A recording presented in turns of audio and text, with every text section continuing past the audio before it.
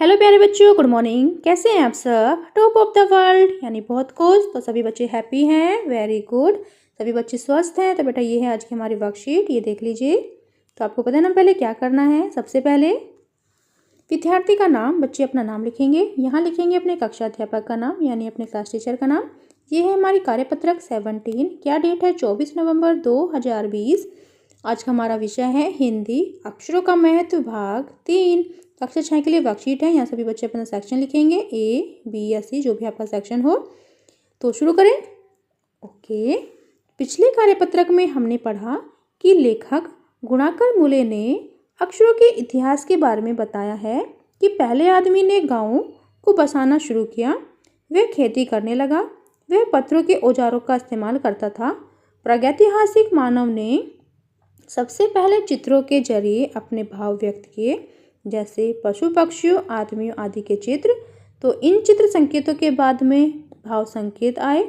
अब आगे, तो अब हमें आगे पढ़ना है। ये हमने पिछली वर्कशीट में पढ़ा था।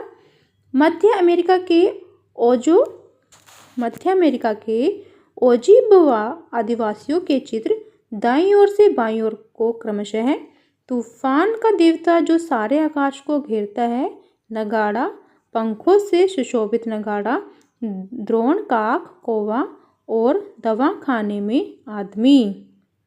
तो ये देखिए, ये आपको कुछ चित्र दिए गए हैं। ये कहाँ के हैं? मध्य अमेरिका के ओजिबवा आदिवासियों के चित्र हैं ये। फिर नेक्स्ट देखते हैं हमें क्या करना है। अक्षरों की खोज के सिलसिले को शुरू हुए मुश्किल से 6000 साल हुए हैं। केवल 6000 साल। अक्षरों की खोज के साथ एक नए युग की शुरुआत हुई है। आदमी अपने विचारों और अपने हिसाब किताब को लिखकर रखने लगा। तब से मानव को सभ्य कहा जाने लगा। आदमी ने जब से लिखना शुरू किया तब से इतिहास आरंभ हुआ। यानी जब से आदमी ने लिखना शुरू किया है तब से इतिहास आरंभ हुआ है। किसी भी कौम या देश का इतिहास तब से शुरू होता है जब से आदमी के लिखे हुए लेख मिलने लग जाते हैं। इस प्रकार इतिहास को शुरू हुए मुश्किल से 6000 साल हुए हैं।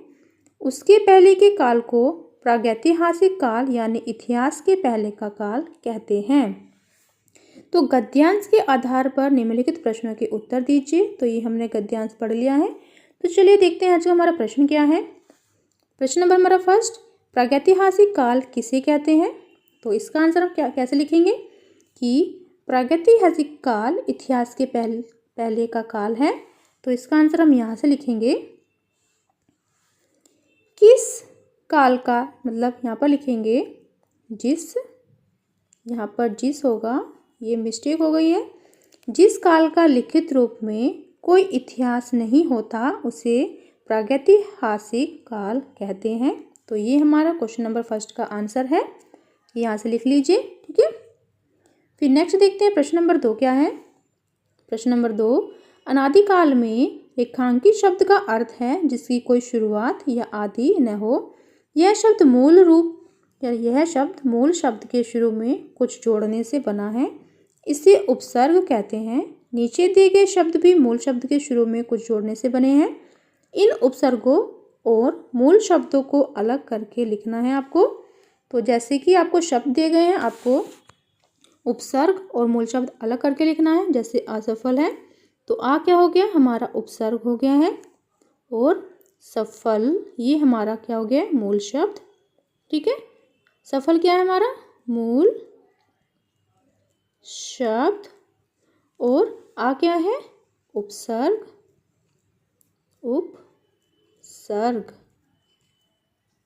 ओके। फिर यहाँ देखिए अनुचित, तो अन हमारा उपसर्ग और उचित हमारा मूल शब्द, ठीक है बेटा। फिर नेक्स्ट ऐसे ही देखिए, नेक्स्ट क्या है? अपरिचित, आ क्या है? अ हमारा उपसर्ग है और परिचित क्या है? हमारा मूल शब्द हो गया। परिचित, अपरिचित, तो क्या बन गया है? अपरिचित। फिर नेक्स्ट शब्द देखिए, नेक्स्ट शब्द क्या है?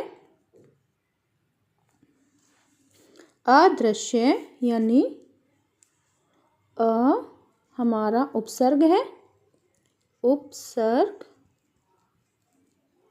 और मूल शब्द क्या है यहाँ पर? मूल शब्द होगा यहाँ पर दृश्य, दृश्य। तो क्या बना? अदृश्य। ओके। फिर नेक्स्ट देखो अनावश्यक। तो अन क्या है? अन हो गया हमारा उपसर्ग, और आवश्यक क्या है? आवश्यक, अनावश्यक। तो आवश्यक हो गया हमारा मूल शब्द। फिर नेक्स्ट देखिए अनिच्छा। जो अन है, अन, ये हमारा उपसर्ग है, और इच्छा हो गई हमारी मूल शब्द। तो ये हो गया अनिच्छा। समझ में आया? Okay, very good. फिर नेक्स्ट देखते हैं, नेक्स्ट क्या करना है हमें। प्रश्न नंबर हमारा 3। क्या होता अगर भाषा न होती? अपने मित्र या भाई बहन से बातचीत करके लिखिए। तो हमें वो लिखना है कि अगर भाषा न होती तो क्या होता। तो इसका आंसर हम देखते हैं कहाँ पर। तो ये है बेटा क्वेश्चन नंबर 3 का आंसर। यदि भाषा न होती तो हम अपने मन के भावों को, विचारों को अभिव्यक्त नहीं कर पाते, लोग एक दूसरे को अपनी बात नहीं कह पाते, और न ही एक दूसरे की बात समझ पाते। ये हमारा क्वेश्चन नंबर 3 का आंसर है। ठीक है। फिर नेक्स्ट देखते हैं प्रश्न नंबर। फिर नेक्स्ट है हमारा प्रश्न नंबर 4।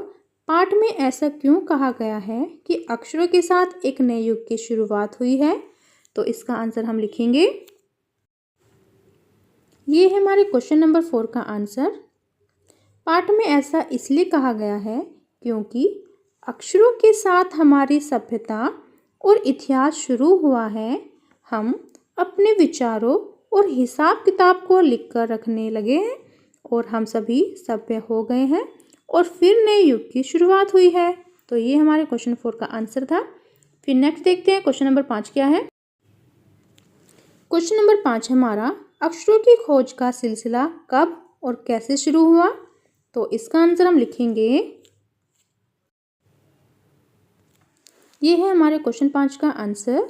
अक्षरों की खोज करीब 6000 साल पहले हुई थी। पहले हमने चित्रों के माध्यम से अपने विचारों और हाव भाव को स्पष्ट करना शुरू किया। उसके बाद धीरे धीरे अक्षरों का विकास हुआ। फिर नेक्स्ट देखते हैं, नेक्स्ट क्या है। फिर नेक्स्ट है कोविड के संदर्भ में उचित व्यवहार संबंधी संदेश। 2 गज अथवा 6 फीट की शारीरिक दूरी का पालन करें।